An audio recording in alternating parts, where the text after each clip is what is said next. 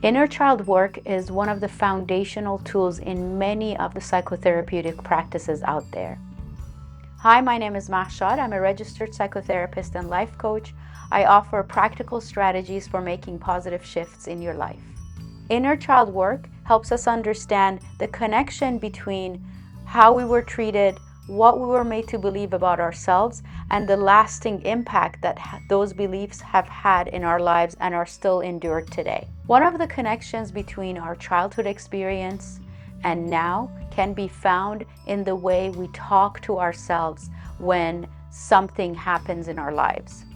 Have you ever noticed how you talk to yourself in moments of failure? Are you self-critical?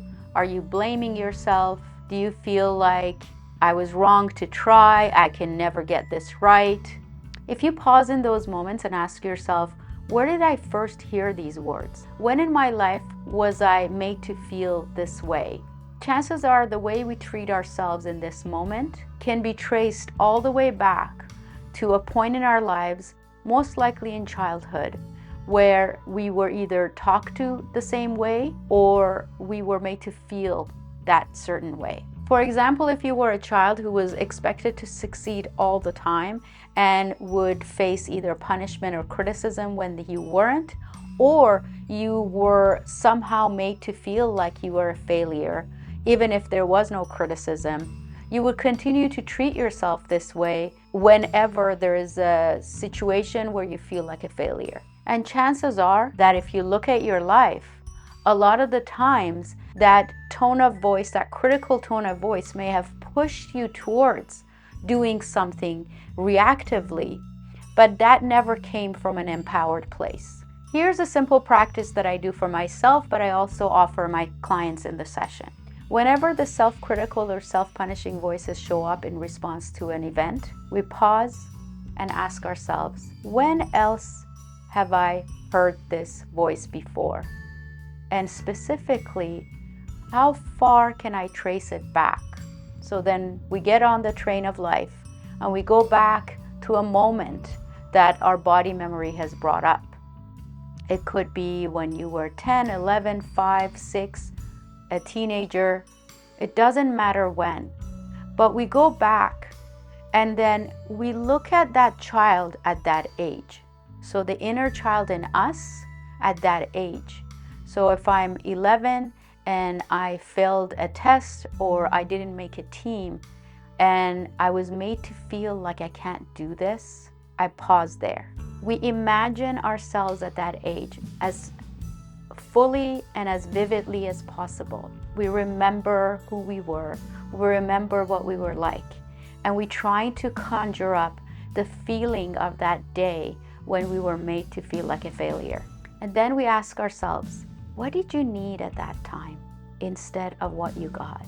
What would have helped instead? What would have made you feel better? Chances are the answers that show up mirror some of the needs, some of the desires, some of the encouragement and tools and support that we needed at that time. And I want to ask you, if there was a 6, 7, 8-year-old sitting in front of you, if there was a loved one, a friend sitting in front of you and feeling like a failure because of something they had done or something that didn't happen, would you talk to them the way you are talking to yourself at those moments? And if not, then do this practice. Doing this practice has an incredible impact on the way we start to perceive ourselves in relationship to situations. We start to perceive our abilities in relationship to situations and how we might move forward. Because what it does is, not only does it meet the needs that were not met back then, it corrects the way we talk to ourselves right now, and it allows us to feel empowered to actually make positive changes in our lives. Inner child work is a foundational part of psychotherapy for a reason. By asking our inner child what they needed and offering support that they didn't receive, we can break old patterns and create space for growth and transformation. When you think about the way you treat yourself or talk to yourself when something bad happens, what patterns show up? How far can you take that back? And would you speak to anybody else that you care about, including children or adults, the way you speak to yourself? And if not, do the practice.